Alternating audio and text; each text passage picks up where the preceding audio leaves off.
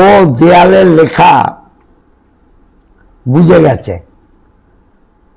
1.5 লক্ষ থেকে 2 লক্ষ ভোটে ও হারছে, ও পাগল হয়ে গেছে। এগুলো পাগলের পোলা, পাগলে কিনা বলে ছাগলে কিনা খায়, ও সেই জায়গায় চলে গেছে। আমরা যেটা দিচ্ছি আমাদের নির্বাচন কমিশনের পারমিশন নিয়েই এগুলো বাড়ি বাড়ি দেয়া হচ্ছে।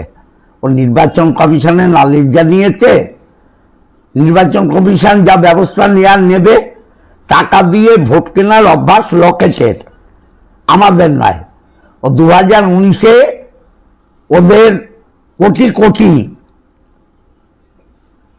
কোটি কোটি কালো টাকা সাদা করার যে আয়োজন হয়েছিল নোট বাতিল করে, সেই নোট বাতিলের টাকায় ভোট কিনেছিল।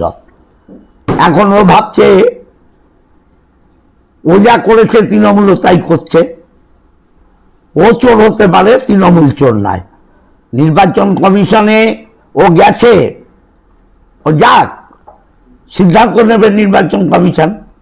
আর ও যে গায়ে হরে কৃষ্ণ হরে রাম একটা চাপিয়েছে, চাপিয়ে বাইট দিচ্ছে, এটাও তো নির্বাচন বিরোধী কাজ করছে, ধর্মের জিগিস তুলছে।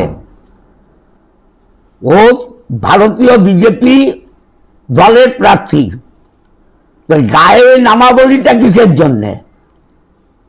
এটাও তো একটা রাজনীতির ধর্মীয় রং।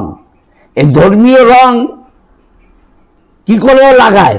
আমরাও নির্বাচন কমিশনকে জানাবো, নিশ্চয়ই জানাবো। ওর অধিকার আছে, অধিকার আমাদেরও আছে।